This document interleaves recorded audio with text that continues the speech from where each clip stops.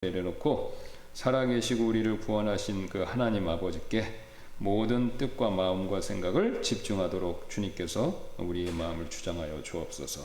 오늘 이 시간 우리가 또 살피는 말씀이 복이 되기를 원합니다. 여기 계신 분들 또 유튜브나 라이브 스트림을 통해서 보시는 분들에게도 하나님께서 큰 은혜를 베풀어 주시기를 원하며 감사드리며 모든 말씀 예수님의 존귀하신 이름으로 기도드렸습니다. 아멘. 우리 계속해서 그 영원한 심판에 대한 교리들 살펴보도록 하겠습니다. 자, 그래서 제가 나눠드린 용지 1번, 2번, 3번 보시면 되겠습니다. 이제 우리가 둘째 사망에 대한 내용. 성경에서는 이제 죽음을 얘기할 때 이제 우리가 가장 먼저 육체적인 죽음이 있고요. 그 다음에 그 육체적인 죽음과 별개로 영적인 죽음이 있습니다.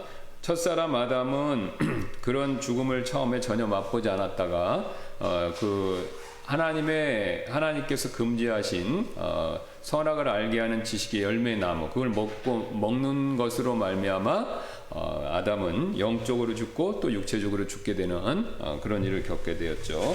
자, 그 다음에 이제 성경은 그거 외에 무려 아담의 후손이 우리는 이제 두 가지를 다 물려받아서 육체적으로도 죽고 태어날 때부터는 영적으로 다 죽어서 태어나죠. 그 다음에 이제 성경에서는 이 둘째 사망, 죽음 이후에, 그러니까 우리가 이제 육체적인 죽음 이후에 어떤 일이 벌어지는가라고 했었을 때 그 육체적인 죽음 이후를 둘째 사망이다. 이렇게 얘기를 하고 있습니다. 이제 둘째 죽음이죠. 역시 성경에서는 이 죽음은 항상 뭐 영적이든 육체적이든 지금 둘째 사망이든 모든 사망이 가지고 있는 기본적인 그림, 그 다음에 그 핵심 원리는 뭐냐면 분리입니다. 분리되는 거죠. 분리. 자, 그래서 이제 둘째 사망 역시 이제 분리의 의미를 가지고 있고, 그러면 뭐로부터 분리냐라고 했었을 때 하나님이 베푸시는 모든 궁율과 은혜로부터 분리되는 거. 이게 바로 뭐냐면 둘째 사망입니다. 그래서 우리가 둘째 사망을 겪는 장소가 있죠. 우리가 잘 아시는 대로 어디입니까? 지옥과 브로스. 예. 뭐 서로가 이제 비슷한 면도 있고 다른 면이 있는데 그건 다음에 이제 기회가 있으면 살펴보고, 어쨌든 지옥이나 브로스 속에 가게 되는데 지옥과 브로스가 왜 여러분 끔찍하죠? 엄청난 고통이 있기 때문에 그렇지 않습니까? 근데 왜 어떤 종류의 엄청난 고통이 있습니까? 예. 가장 뭐 대표적으로 이제 불, 그 다음에 어둠, 그 다음에 이 바깥 세상을 볼 수 없는 거. 예. 그 다음에 지옥엔 다 죄인들만 가니까, 물론 우리도 죄인이지만 지옥에는 회개하지 않은 죄인들이 다 가는 거니까 나쁜 사람들. 예.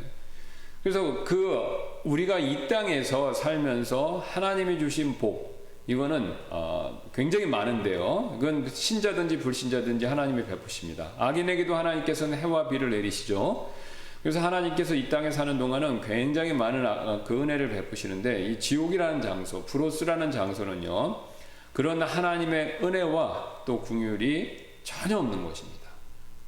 그 부자와 나사로에서 부자가 간청했죠. 물 한 방울, 혀끝으로 이렇게 해달라. 한 컵도 아닙니다. 한 컵도 아니고 한 병도 아니고 한 모금, 손끝으로 서늘하게 해달라고. 그것도 없고 그것만이라도 있으면 감지덕지하겠다. 굉장히 심각한 내용입니다, 사실. 그러니까 하나님이 우리에게 평소에 주신 모든 좋은 것으로부터 완전히 분리되는 거. 완전히 분리되는 거죠. 그러니까 우리가 지금 현 세상은 천국에 하나님 계시고 우리가 지금 현재 살고 있지 않습니까? 그 다음에 우리 밑에, 저는 개인적으로 이제 지옥이 지구 중심에 있다라고 믿는데, 뭐 약간 다른 곳을 생각하시는 분도 있지만, 뭐 어쨌든 안 가봤으니까 모르지 않습니까? 갈 일도 없고, 우리는 구원받았으니까. 그러니까 어쨌든 땅 밑에 있다라고 믿는데, 보세요. 그러면 하늘과 지옥과 천국과 지옥과 우리가 사는 곳은 딱 중간이라고 생각하시면 됩니다. 천국은 엄청나게 좋은 게 있고요, 지옥은 정반대로 엄청나게 나쁜 것밖에 없습니다. 이 세상은요, 반반이죠. 좋은 것도 있고 나쁜 것도 있고, 선한 것도 존재하고 악한 것도 존재하고. 그래서 우리가 여기 살아가면서 사실 나쁜 것도 겪고 악한 일도 겪지만 사실 또 좋은 것과 선한 것도 굉장히 많습니다. 그런데 이제 지옥에 가면요, 그것마저도 하나도 없다는 겁니다. 그러니까 나쁜 것, 악한 것만 있는 장소가 지옥입니다. 굉장히 무시무시한 것이죠. 자, 근데 이제 그 지옥이나 브로스가 구체적으로 어떤 것이냐? 가장 먼저 지옥이나 브로스는요, 영원한 형벌을 받는다. 형벌을 받긴 받는데, 제가 지금까지 설명드린 형벌을 받긴 받는데, 문제는요, 영원히 형벌을 받는다는 게 문제입니다. 영원히. 그러면 어떤 분들은 이렇게 말씀하세요. 요즘에 이제 그게 또 굉장히 많이 유행인데, 여기 이제 먼저 영원한 형벌을 받는다라는 내용을 성경 말씀을 통해서 확인하고 좀 더 말씀드리겠습니다. 마태복음 25장 41절 그 맨 밑에 보시면, 그때 그가 왼편에 있는 자들에게도 이르되 저주를 받은 자들아 너희는 내게서 떠나 마귀와 그의 천사들을 위하여 예비된 영존하는 불에 들어가라. 여기 그냥 불이 아니라 영존하는 불이지 않습니까? 그 다음에 마태복음 25장 46절에 그리하여 이들은 영존하는 형벌에 들어가되 의로운 자들은 영원한 생명에 들어가리라. 지금 똑같이 영존하는 불, 영존하는 형벌 이렇게 얘기합니다. 영존하다는 게 공통점이에요. 영존하다. 자, 근데 이제 많은 분들이 이렇게 생각하십니다. 뭐라고 생각하시냐면, 야, 하나님이 사랑이신데 그 지옥에 브로스게 가둬놓고 영원토록 거기서 안 내보내 주실까? 예. 그런 얘기들 많이 하시잖아요. 요새 또 그게 많이 퍼지고 있습니다.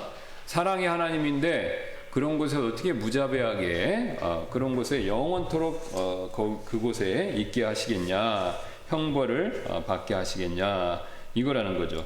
자, 근데 여러분, 이게 하나님이 너무하시다, 사랑이 없다라고들 생각할 수 없는 게, 우리가 사람도요, 이 세상에 있는 법에서도 사실 우리가 생각하는 것 이상으로 굉장히 감옥에 오래 가두는 일이 있습니다. 자, 우리나라는 제가 조사를 해보니까, 우리나라는 그 잘못해서 범죄를 저지르고 감옥에 가잖아요. 예, 이제 지옥은 사실 영적인 감옥이나 마찬가지인데 나올 수 없다는 면에서 우리나라는 이제 법이 좀 바뀌어갖고, 우리나라는 법이 바뀌어서 뭐냐면은 최대 징역을 언제 사냐면, 감옥에 얼마나 오랫동안 있게 되냐면요, 50년입니다. 50년. 50년이 최대예요. 50년이. 자, 50년이 최대로 있게 되는데, 미국 같은 경우에는요, 미국은 굉장히 우리보다 형을 오래 살게 합니다. 그래서 제가 이제 몇 가지를 한번 읽어드리도록 하겠습니다. 그래서 미국 샌프란시스코 고등법원에서 2014년 5월 5일에 드웨인 워터커라는 사람이 있는데, 이 사람이 그 노인들을 상대로 강도, 주거 침입, 폭행을 한 혐의로 체포돼 갖고 징역 439년을 선고받았습니다. 자, 근데 이제 그것만 있는 게 아니라, 이거는 한 5번째 정도 되는 거고요. 중장기형을 받은 가장 미국에서 지금까지 징역형을 받은 것 중에서 최고로 많이 받은 사람이 누구냐면, 역사상 최장기 징역형 기록은 이 죄목을 말하기도 부끄러운데, 유아 강간 혐의로 오클라호마에서 기소된 찰스 스콧 로빈슨이라는 사람인데, 그 사람은 1994년에 무려 3만 년의 징역형을 받았습니다. 이건 실제입니다. 예, 제가 지어내서 하는 얘기가 아니에요. 이건 뭐 장난으로 하는 얘기도 아니고 기록입니다. 그래서 6건의 유아 강간 사건이 있었고, 이에 대해서 건당 5,000년씩 구형을 했다고 합니다. 그래서 3만 년.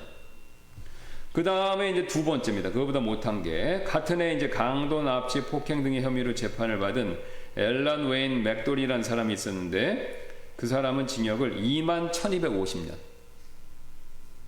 14건의 혐의로 구속됐는데, 각각의 혐의에 대해서 500년에서 2,000년씩 선고를 받았다고 합니다.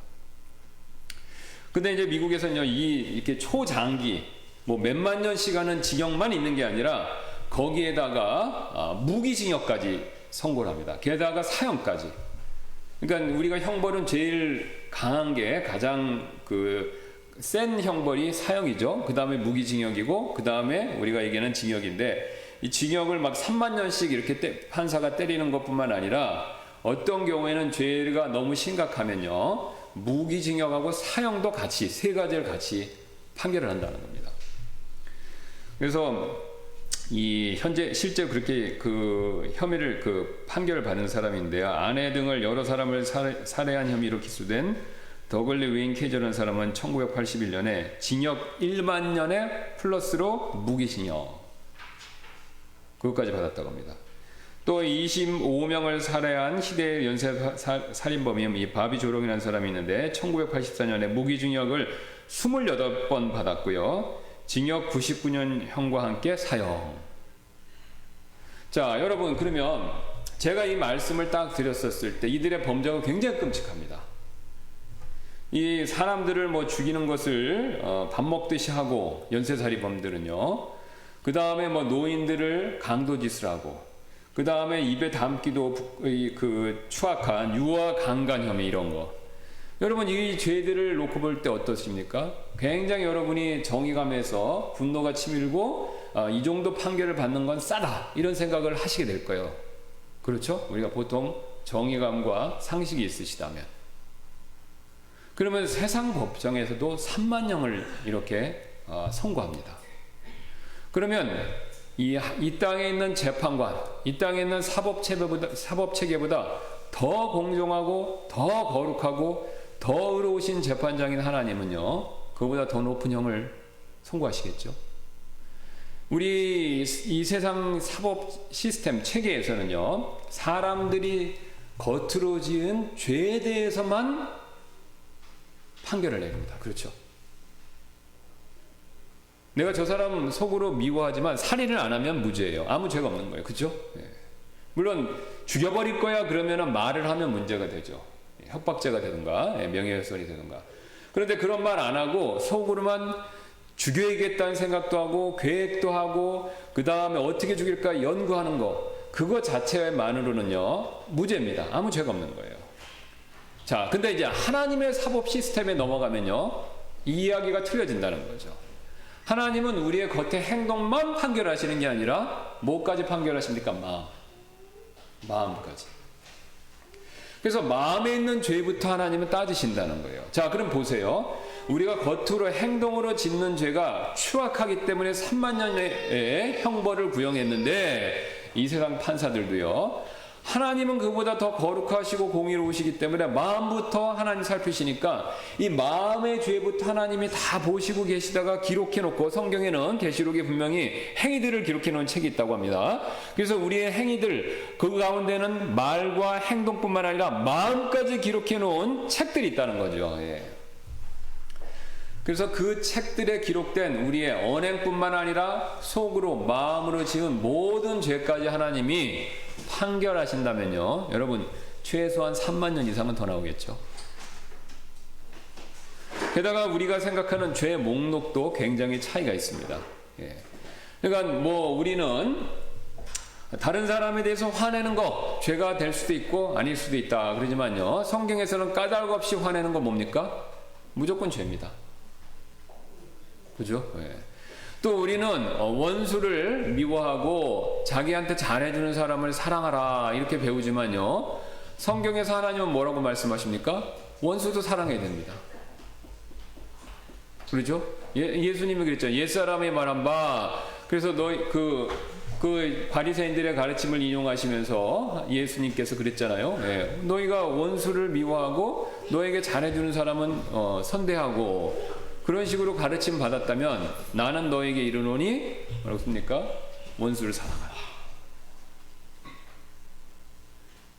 그러면 우리가 예수님이 말씀하시는 게 농담이 아니라면 그게 예수님의 사법 체계에 있어서 법률 조항이 됩니다.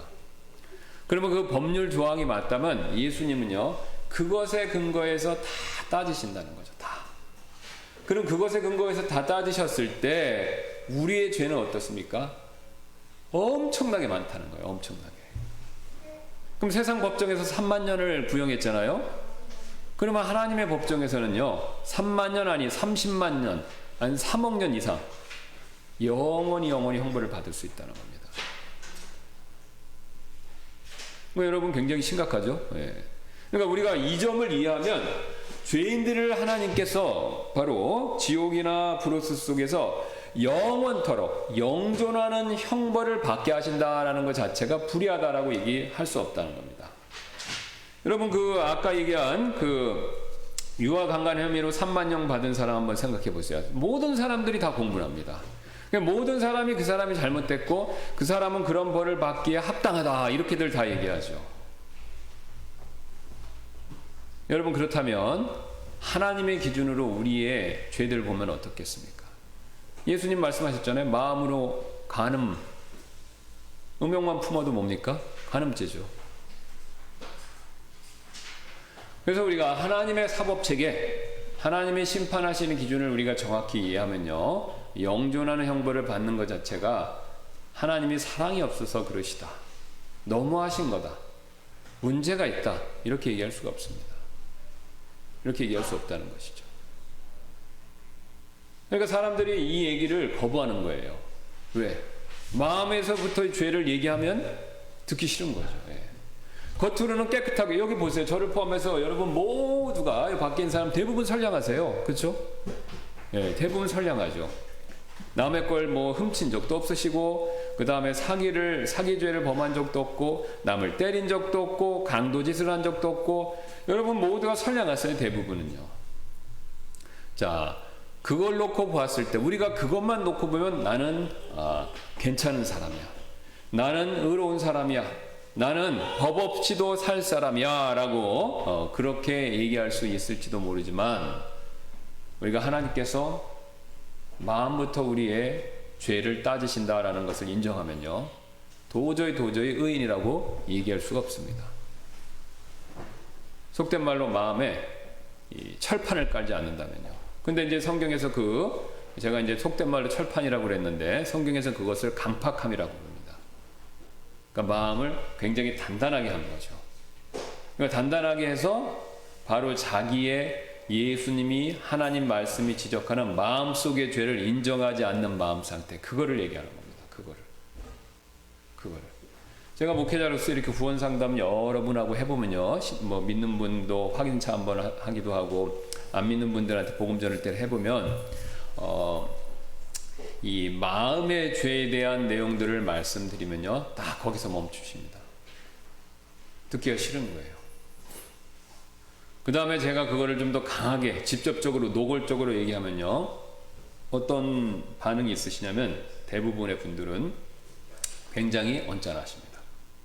제가 수위를 높이면 그거에 대한 불만도 같이 올라가요. 근데 이게 저한테만 있는 일이 아니고, 저희가 뭐 잘못해서 그런 게 아니라, 성경을 보면 예수님하고 믿지 않는 유대인과 바리새인들의 대결이 똑같아요. 예수님이 마음에 대해서 딱 얘기하시니까, 처음엔 예수님이 좋게 해주셨죠. 사복음서를 유심히 보시면 처음엔 예수님이 병을 엄청나게 고쳐주십니다, 사람들한테. 그리고 사람들이 막 구름대같이 몰려들어요.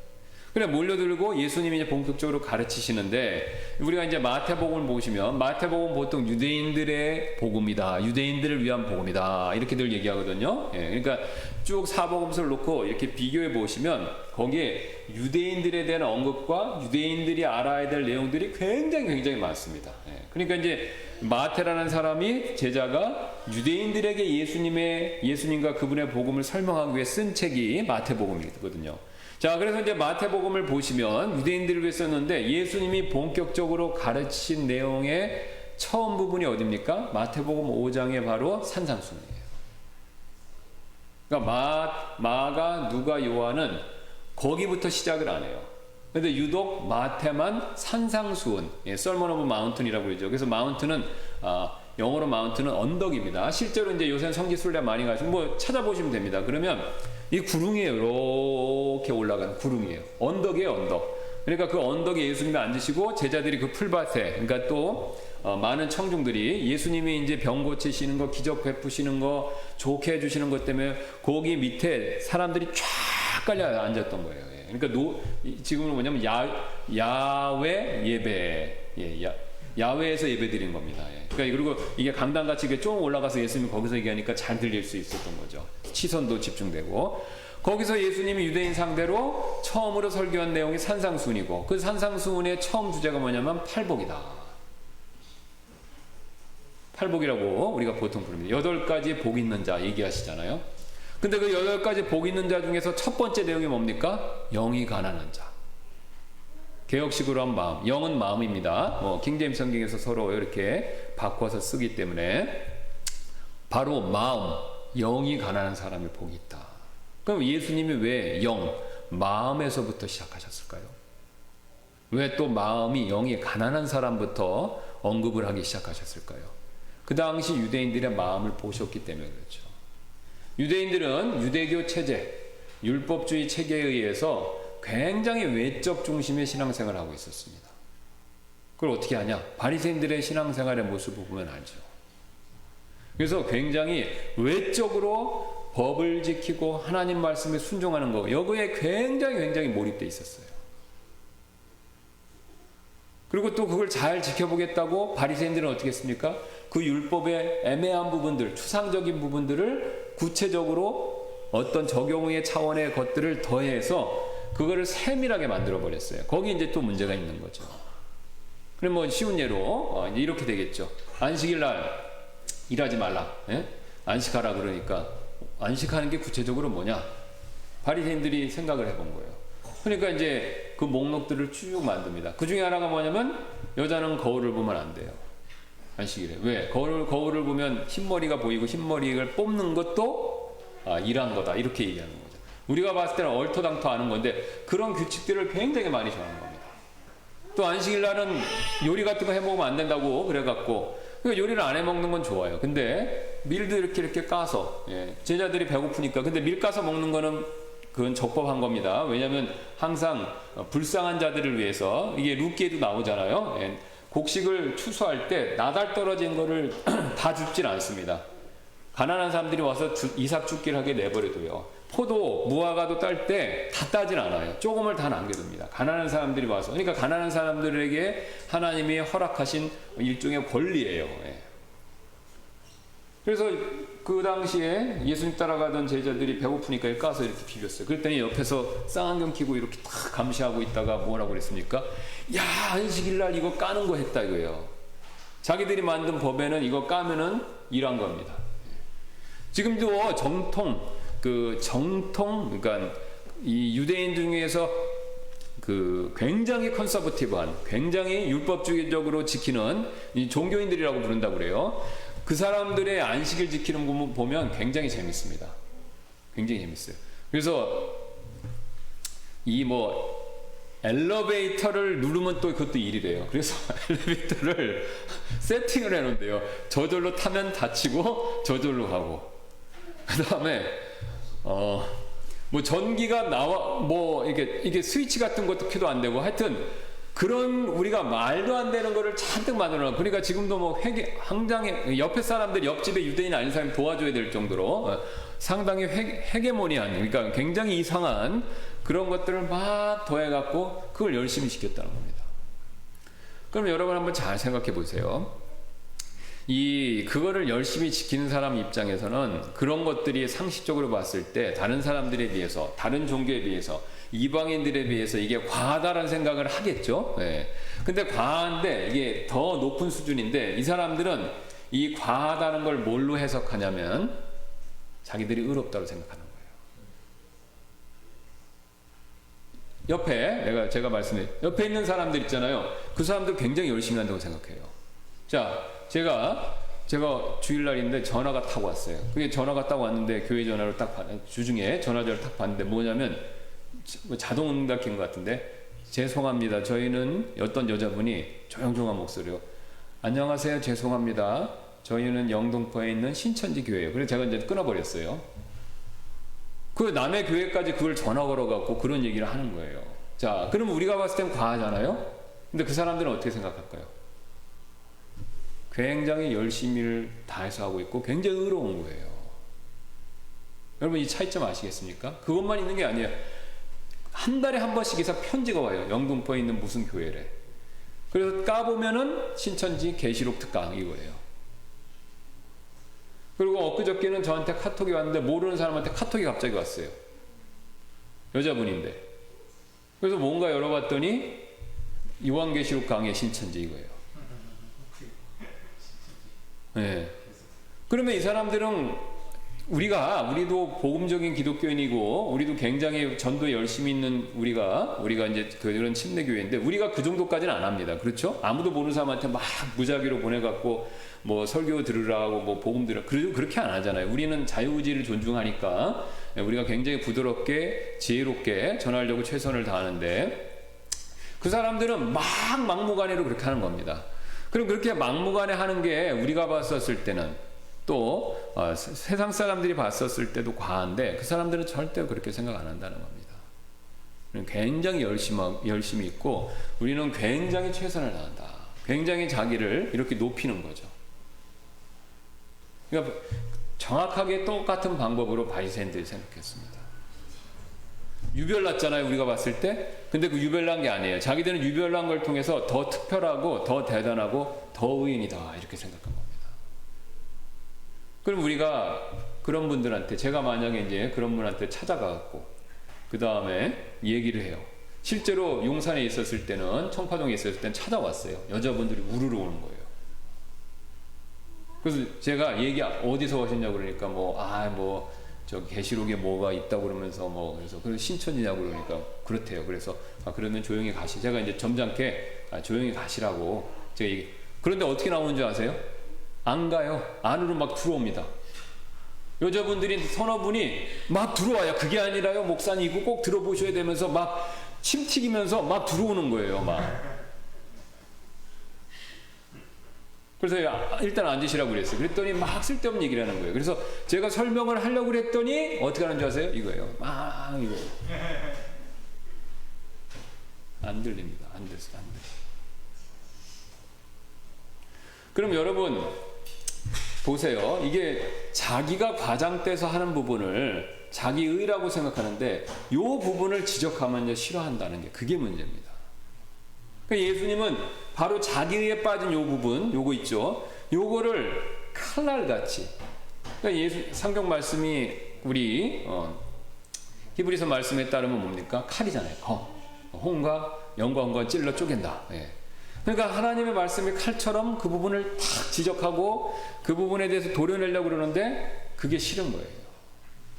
그게 싫은 거죠. 바로 여기에 바로 우리가 회개해야 될 필요성이 여기 생기는 겁니다. 바로 이 부분이에요. 그러니까 구원받지 않은 분들은 이게 굉장히 강한 겁니다. 그러니까 이게 해결돼야 돼요. 그러니까 예수님이 그러면 여러분이 이제 이런 상황과 원리를 충분히 이해하셨다면 여러분 같아도 여러분이 만약에 예수님처럼 그렇게 유대인들한테 말씀을 전해야 되는 상황이라면 무엇부터 얘기하실래요? 무엇부터 얘기하실 수밖에 없겠습니까? 마음에 대해서 얘기할 수밖에 없겠죠. 그러니까 마음이 영에 가난한 사람 복이 있다 그런 거죠. 하늘의 왕국이 저들의 것이라는 거죠. 구원받으려면 마음, 영이 가난해야 된다는 거예요. 그런 자기의에 꽉 차 있는 마음 그걸 다 버려야 된다는 거죠. 그래서 공허한 마음, 하나님 앞에서. 그러니까 하나님 앞에서가 아니라 그냥 공허하면 정신공황을 겪어요. 우울증이라든가 그런 걸 겪을 수 있습니다. 그건 위험한 겁니다. 근데 하나님 앞에서 공허한 마음을 갖는 것은 굉장히 지혜로운 겁니다. 굉장히 지혜로운 거예요. 하나님 앞에서 텅 빈 마음을 갖는 거. 그러니까 예수님이 유대인들한테 그 얘기를 딱 하신 거예요. 그러면서 이어지면서 팔복으로 쭉 가고 그 다음에 산상수. 여러분 이 산상수훈을 뒤에 쭉 보실 때 7장까지 있잖아요. 마음의 관점에서 보면 무슨 말인지 이해가 훨씬 잘 됩니다. 그러니까 예수님은 맨 밑에 마음을 쫙 깔고 마음이 가난한 걸 쫙 깔고 그것과 관련된 행위들에 대해서 차곡차곡 말씀하신 거예요. 차곡차곡. 그러니까 그 반응을 듣고 예수님의 제자들과 그 바리새인들이나 이 사람들 유대인들의 반응이 어땠습니까? 깜짝 놀랐다고 그러죠. 왜 깜짝 놀랐습니까? 한 번도 그런 가르침을 못 받은 거예요. 그러면 그게 전혀 새로운 거냐? 그렇지 않습니다. 여러분 구약 말씀 보면요, 하나님의 대언자 선지자들도 마음을 굉장히 많이 강조해요. 신명기에서도 온 마음과 뜻과 네 온 마음을 다해서 온 힘을 다해서 하나님 사랑하라고 그러잖아요. 마음을 굉장히 강조해요. 할례도 마음의 할례를 얘기해요. 이미 마음의 할례를 사도 바울이 로마서에 그 마음의 할례를 얘기하는데 그 마음의 할례는 사도 바울이 혼자 먼저 얘기한 게 아닙니다. 구약 말씀의 대언서들을 보면요, 이미 다 마음의 할례를 언급하고 있어요. 다 이미 얘기한 거예요, 사실은. 과거의 유대인들도 똑같이 마음의 문제였었거든요. 근데 이제 예수님 시대에는 그 마음의 문제가 굉장히 심각했던 거예요. 왜? 바리새인들의 이 유대교 가르침이 더해지면서 이 율법을 잘 지키겠다고 사람들의 전통을 막 덕지 붙이니까 어떻게 됐습니까? 완전히 이상하게 된 거죠. 그래서 그 결과 자기들은 의인이다. 이렇게 완전히 오해를 한 겁니다. 자, 그러면 여러분, 이 원리를 여러분이 충분히 이해하셨으면은 우리 각자에게도 한번 적용을 해봐야 돼요. 왜? 예수님 구약 시대의 유대인이다. 예수님 시대 바리새인이다. 우리는요, 본성상 똑같아요. 뭐가 똑같습니까? 언어, 인종, 문화 다 틀린데 뭐가 똑같습니까? 똑같이 죄인이잖아요. 죄된 본성 똑같이 갖고 있어요. 그러니까 우리도 신앙생활하면서 외적인 것에 집착하면 유대인들과 바리새인들이 했던 실수를 똑같이 저지른다는 겁니다. 바로 그 점에 있어서 우리가 함정에 빠지기 굉장히 쉬운 부분이라는 것이죠. 네. 그러면 어떤 분은 이래요. 아, 그러니까 맞습니다. 저도 그걸 관찰해서 외적으로 신앙생활하는 거 이거 X입니다. 마음만 있으면 되지 하고 이제 외적 신앙생활을 또 부인해요. 예, 그게 이제 바로 무법주의인데 형식을 부인하는 또 그런 부류의 사람들도 있어요. 그러니까 뭐 예배도 필요 없다, 자유롭다. 예, 뭐 헌금 내는 것도 필요 없다. 예, 뭐 모든 거 다 필요 없다는 거예요. 예. 뭐 심지어는 복장도 괜찮다, 필요 없다. 예. 우리가 이제 그 깨끗하고 이런 복장을 입어야 되는데 그런 거 다 필요 없다. 예, 다 필요 없다는. 그냥 마음이 자유니까 자유롭게. 술도 괜찮다. 예, 다 마음대로 자유롭게. 예. 근데 그거 역시 잘못된 거예요. 예수님이 그러셨잖아요. 그러면 마음이 문제니까 형식 필요 없고 율법을 폐지하자. 반율법. 그다음에 예수님이 율법 폐지 운동 그런 거 하셨습니까? 그런 거 안 하셨죠. 율법 성취하러 오셨다고 그러셨죠. 행동으로 하는 게 맞습니다. 근데 시작점이 어디예요? 마음이죠. 그러니까 마음에서부터 올바르게 시작해서 그게 언행으로 나와야 된다. 이게 자연스러운 순서라는 거죠. 근데 마음 없이 이것만 해도 문제고 마음만 있다고 해서 행동을 안 해도 그것도 문제가 되는 겁니다. 그러니까 이 얘기를 하면요, 제가 말씀드리면 딱 걸려요. 그게 무슨 뜻이냐면 어느 쪽으로 한쪽으로 치우쳐도 다 죄인이에요. 그러니까 그 얘기는 뭐냐면 예수님이 하신 말씀을 잘 곰곰이 되씹어보고 정직하게 적용을 해보면 우리는 죄인이 맞습니다. 행동으로도 걸리고요. 안 했으니까. 마음으로는 더 많이 걸려요. 그러니까 죄인, 하나님 앞에서 털끝만 치려도 의롭다, 선하다, 내가 그 다음에 그걸로 인해서 하나님께 인정받을 수 있다 얘기하는 게 사실 불가능한 거죠. 어폐라는 거예요. 사실은 하나님의 관점에서, 하나님의 사법체계의 시스템에서 봤을 때 우리가 그걸 인지하면요, 인식하면 우리 신앙생활의 자세가 사뭇 굉장히 달라지죠.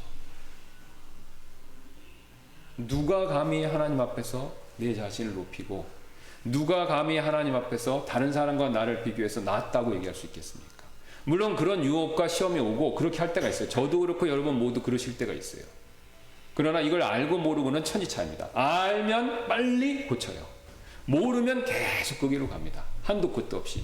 어디까지요? 바리새인들이 갔던 길까지.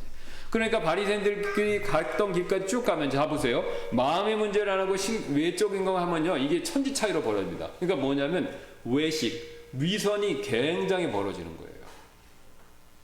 마음 상태는 점점 나빠지고 행동에만 하면 이렇게 간격, 갭이 굉장히 커지는 겁니다. 그러니까 바리새인들은 탐심 엄청나게 나면서 헌금 드린다고 자기는 의인이다. 그죠? 돈 좋아하는 사람들이었는데. 근데 하나님은 그런 돈을 안 받으시겠다는 거예요. 마음. 그러니까 두 렙돈을 드린 과부가 제일 많이 드렸다. 그렇게 얘기하잖아요. 막 바리새인들은 돈을 막 쏟아붓고 나팔 불고 헌금꾀에다가 막 쏟아 불어서 축 소리 나게 하고 사람들 보게 하는데 두 렙돈 든 사람이 제일 많이 줬대잖아요. 왜? 그 여자는 마음을 바친 거예요.